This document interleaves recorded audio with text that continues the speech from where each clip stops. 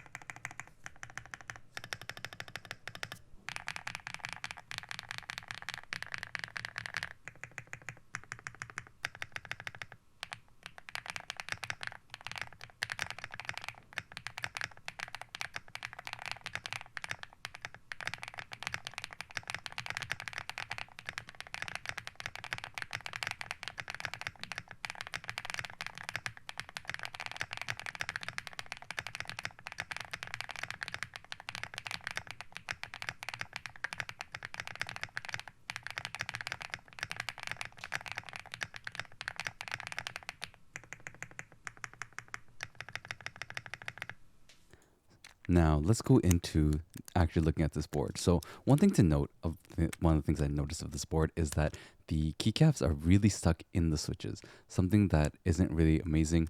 Every time you pull out a keycap, you're going to grab a switch with it. It's incredibly tight. Now, as you can see here, this thing is in a way flex cut. It's an interesting way that they did it. It's not like your regular flex cuts that you get on like the slits that are above the switches. No, this is like a lightning bolt going down and on the top as well, with like above the numbers where it's going to be like a slit. And it's a very interesting way that they did the flex cut in a way. Now you just see here there's 8 screws that you have to remove, and we're going to quickly take it apart. Of course, you have to make sure you don't lose any of the screws because you're going to have to need them to put them back in. I was just taking a look to see if there's anything else that was missing, and of course we're going to have to now open this thing up. So the volume knob is stuck, and I wasn't sure why. And like the thing is, I really want to be able to, when I do teardowns, really see what's going on. Now, one of the things I usually do is I will usually pull the top casing for the volume knob. Guess what? That was a very, very bad idea. I actually broke the volume knob. Like, it is completely broken. Unfortunate for me. I really wanted to use a volume knob with this board. To be fair, I don't really use a volume knob much because the way that I use my audio systems is already set volume. But this is something for you guys to note. If you're going to open this up, do not pull off the top case. The moment you do, as you can see right there, bam, you lost your volume knob. It kind of works when like it's put together, but that's something I'll explain later. Hopefully I can fix this. But let's take a look at the stabilizers. So these are plate mounted stabilizers. I did notice the spacebar makes a little bit of a sound.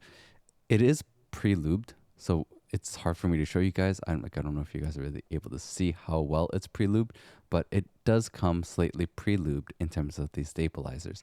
I think it does need a little bit more work on the stabilizers. I wasn't a big fan of them.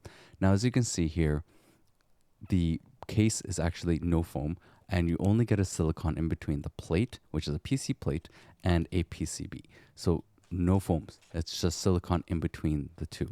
Of course, we're gonna have to measure the plate and the PCB, and I'm trying to get like a perfect measurement here. Because of the silicone, it's really hard for me to really like get to where I want it to be. Now, as you can see, it's supposed to be 1.2 millimeters. So we're looking at about 1.2 millimeters for the plate, and that means it's going to be the same thing for the PCB as well. It's just hard to get that perfect measurement here, but we're looking at 1.2 millimeters for the PCB as well. Though the PCB, I didn't really see any flex cuts. Now, the interesting thing is, even though it's gasket mounted, the way that they did it is have the silicone on the plate, like between the plate and PCB, to actually go around to soften this dampening. And as you saw there, that's an 8,000 milliamp hour battery, which is really good, right? Like, you're getting so much from this board. It's actually quite impressive. And I'm just so sad I lost the volume knob. Now, I'm going to do some modding on this board. I really don't think this board needs to be modded, especially if you want to keep that beautiful design, right? The whole transparency is about seeing the back, and you get to see the whole PCB with it. But of course, part of the things that I do is show you guys what it will sound like. So we're going to do the 2-layer tape mod. We're going to lube up these stabilizers, and then we're going to give you a full sound test of this board modded.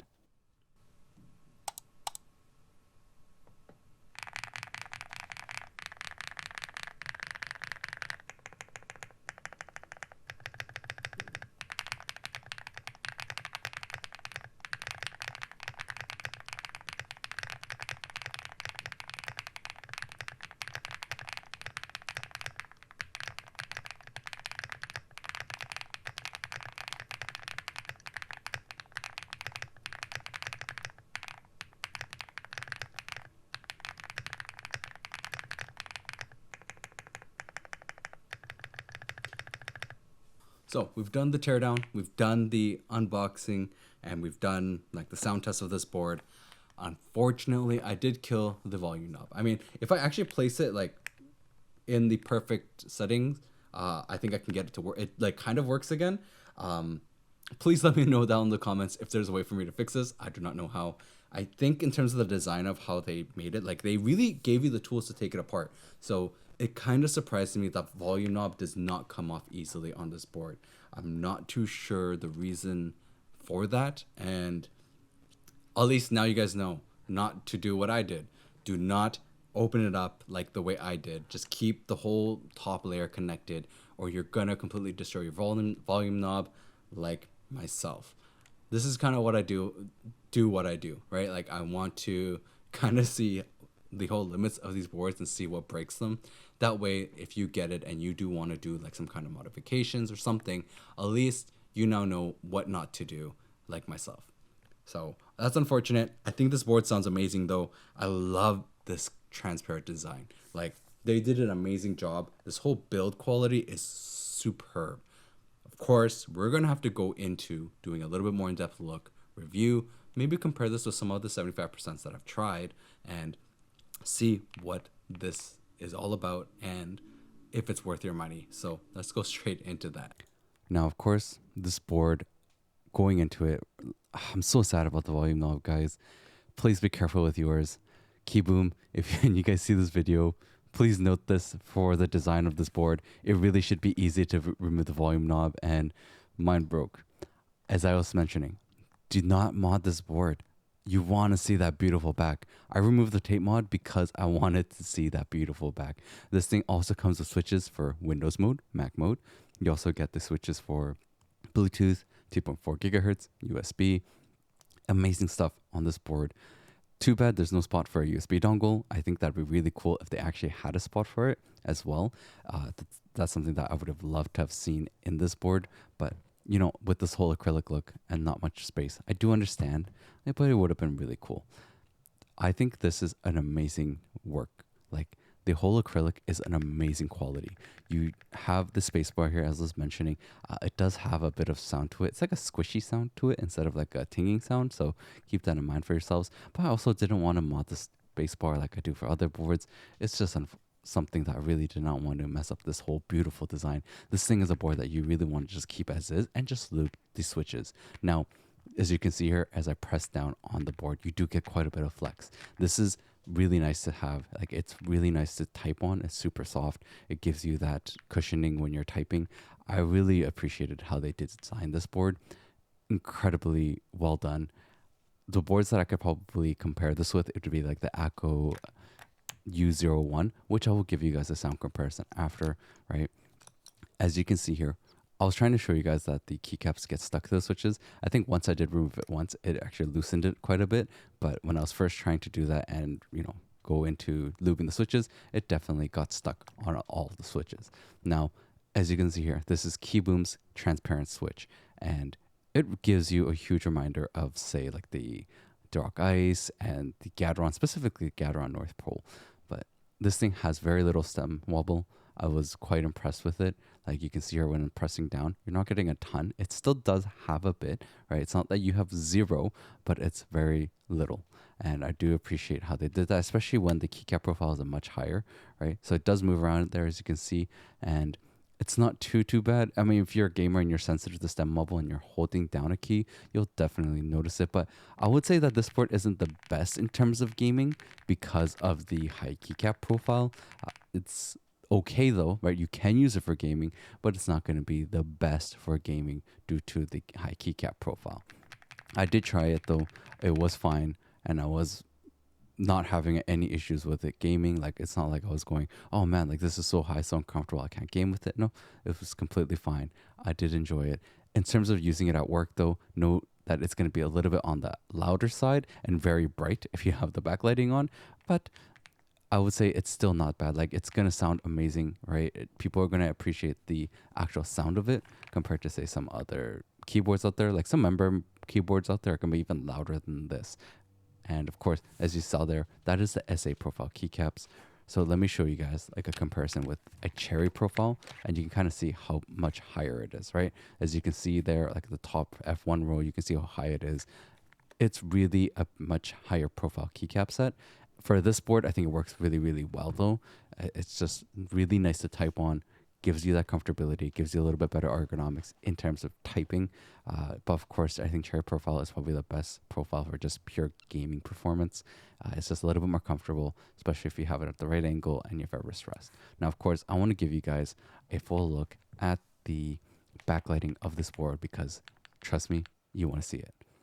Now, as you can see here, this board is incredibly bright and beautiful. Like, you get LED around the bottom of the board, like the sides of it. Sorry, I don't know what was going on with the lighting where it was just like flashing on and off. But you can see how the sides light up with the board, right? So you get the bottom lighting, which is completely separate. And then you get the lighting of the actual board. And it's super, super bright, like super duper bright. If you're someone who really likes this kind of lighting and you want that transparent look in your board and you want a beautiful look, definitely take a look at this one because you're going to get that and you're going to get a really beautiful look from your board, which is completely different than what you can get with other boards. Like, this is something that really is special to a transparent board, and specifically how they did it with this one with the acrylic board. The sides, the top, you're going to get a really nice look from it. And of course, I want to give you guys more look in the software on the website. Now, going into Kiboom's website, this is the Phantom81 V3. So you get 3 different colors. You get a clear, a pink, or a black. I think you should go with the clear. The clear is definitely the way to go with this one. It's 135 USD. Really, I think for what you're getting with this board, the build quality and everything, that price is really great. This thing is an incredible build. Like, I was quite surprised of the quality of build, except for the one issue, right? As you guys saw with the volume knob and taking it apart, especially if you're someone who wants to take it apart, maybe you want to change up the plate or you want to do some kind of modification. Unfortunately, you can't really do that. Now, going into their download section, this is where you're going to download it. It's not via support though. So another con, you do not get via, you actually have to download their Kiboom keyboard driver. And once you download it, it opens up to this. This should be a big reminder for a lot of people. When I did the Lumen key video, this is the same software. And I believe Eppomaker also had one that was like this. I think it's technically a QMK reskinned with the brands, but this is what you can do. I honestly am not a big fan of the software. I think really it should have been VIA supported instead. It would have been nice to see. I know the original Phantom was actually VIA. It's unfortunate that this one is not. I don't like this software. You can make quite a bit of modifications here. As you can see there, you can actually modify the volume knob, which I do not have. And one of the things to make changes on this thing, you actually have to click on that keyboard section, and then you can click on a key and actually change something. Same thing goes for the function. You can go to other settings, change off like the sleep mode, which is good, right? So you can kind of change when the keyboard falls asleep, which is a good feature. But you can't really change the lighting in terms of like the bottom LED and the key LEDs on this software, which is unfortunate. Really should have been some kind of setting that you could do that. This one also shows you the function settings where you can make changes. Red ones you cannot, and that's quite unfortunate on this one. Like I was trying to see through the lighting to see like where can I make these changes? Where could I possibly, set it up so that I can have the bottom LED a different color or very specific color. Unfortunately, did not have any of those settings available, which was quite unfortunate. And I really do wish more companies would just stick with the VIA. I think it's a much better option.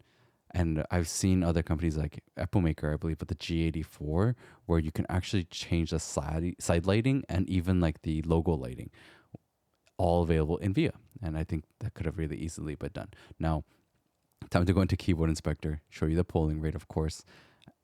This thing does have 1,000 hertz. So it does work well for gaming. I mean, it's more than enough for gaming. You don't need to have like a crazy 8K board to game.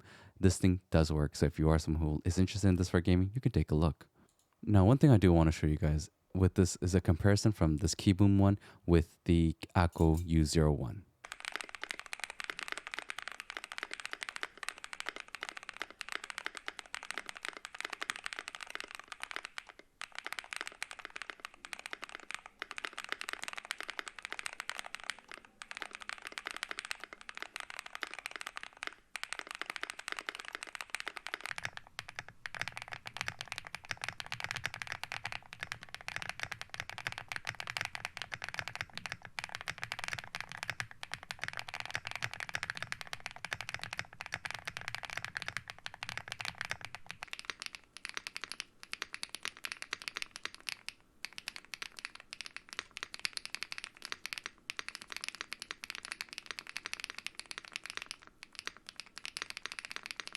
So I wanted to give you guys a little bit of a comparison with the U01 and the regular like mechanical around the similar price 75%, and then this Kiboom Phantom V81 V3. And as you can see, the Phantom sounds amazing. It's a thought keyboard. It's got amazing acrylic look, design, the transparent look, and like the quality of materials is just superb. I think honestly, you don't need a metal board to have a premium style board. You can actually get a acrylic board, or even there's plastics out there that actually can be of good quality. So I'll have the links in the description for you guys, and check out this board. My complete thoughts on this board is that it's truly worth your time to take a look at. They did an amazing job in doing this transparent build. I think it's one of the best quality ones I've seen so far. I'm so sad though that the volume knob is broken. I don't know if I can fix it. I don't know how I can fix it. It's really going to take a lot of work. I'm going to have to see and ask around my engineering friends to see if I can do that. I'll have the links in the description for you guys. Go take a look. Don't make the mistake I made. And of course, please make sure to like and subscribe and catch the other videos I got.